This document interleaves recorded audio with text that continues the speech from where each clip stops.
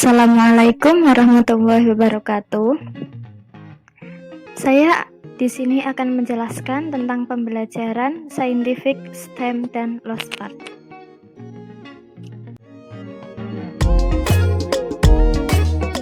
Yang pertama yaitu pembelajaran saintifik.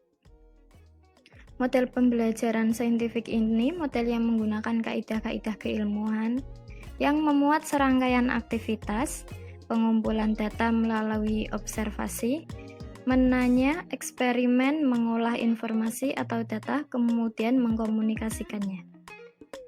Proses pembelajaran dengan menggunakan pendekatan saintifik diarahkan agar peserta didik mampu merumuskan masalah, yaitu dengan banyak bertanya, bukan hanya menyelesaikan masalah dengan menjawab saja.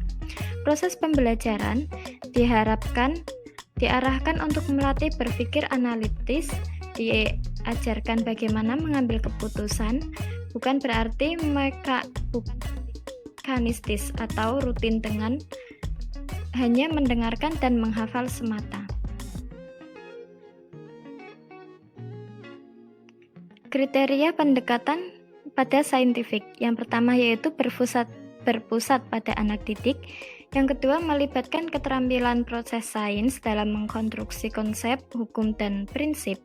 Yang ketiga, melibatkan proses-proses kognitif yang potensial dalam merangsang perkembangan intelektual, khususnya keterampilan berpikir peserta didik. Yang keempat, dapat mengembangkan karakter peserta didik.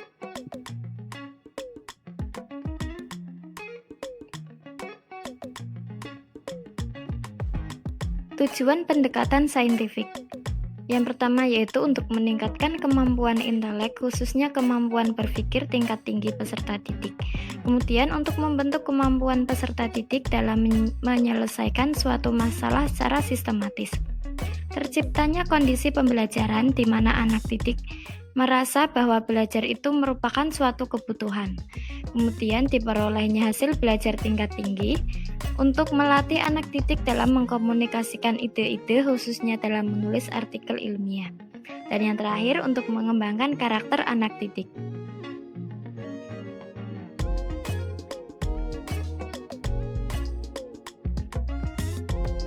Tahapan-tahapan dalam pendekatan saintifik. Yang pertama mengamati, kemudian menanya, yang ketiga mencari informasi, setelah itu menalar dan mengkomunikasikannya.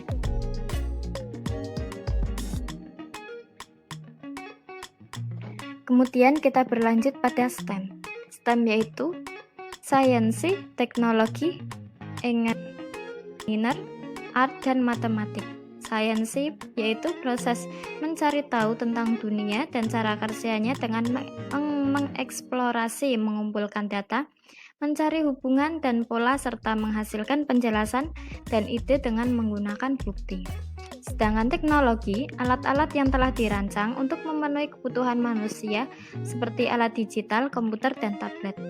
Orang tua dapat mengenalkan teknologi kepada anak, tetapi dengan cara yang sederhana dan seperlunya saja. Kemudian yang ketiga yaitu engineer, proses merancang alat, sistem, dan struktur yang membantu manusia memenuhi kebutuhannya atau memecahkan masalah. Kemudian art yaitu kegiatan anak bermain yang memfasilitasi kebebasan anak untuk memanipulasi material yang beragam dengan cara yang berbeda pada setiap anak sesuai dengan imajinasinya untuk menghasilkan suatu karya. Kemudian matematik yaitu mengenalkan konsep matematika antara lain dengan besaran, struktur, ruang, pola, bilangan, dan lain sebagainya. Kemudian peran guru dan orang tua.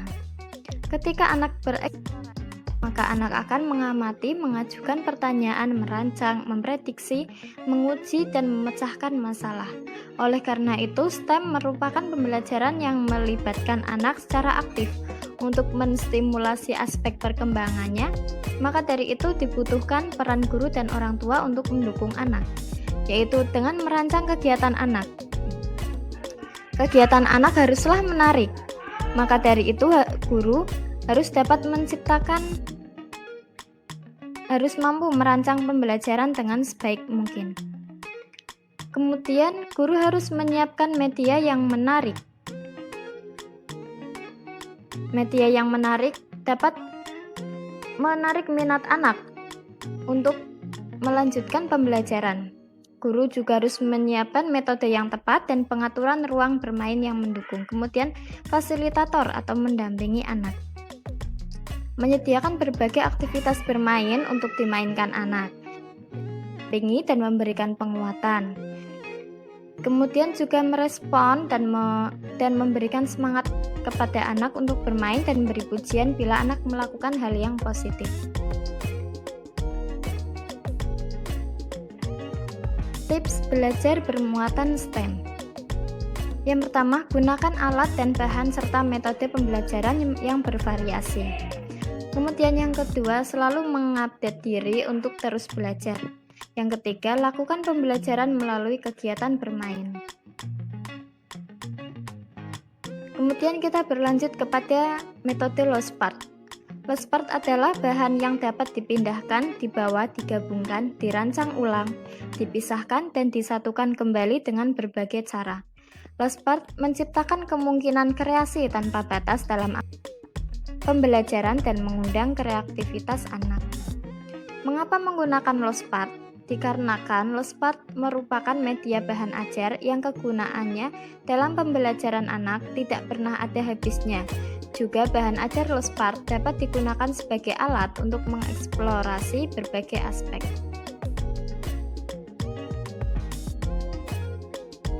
Tujuan pembelajaran dengan bahan ajar lost part. Anak-anak akan menjadi kreatif dengan adanya prinsip penggunaan bahan ajar lost part. Mereka bebas berkreasi membongkar pasang bahan ajar sesuai dengan imajinasi anak-anak.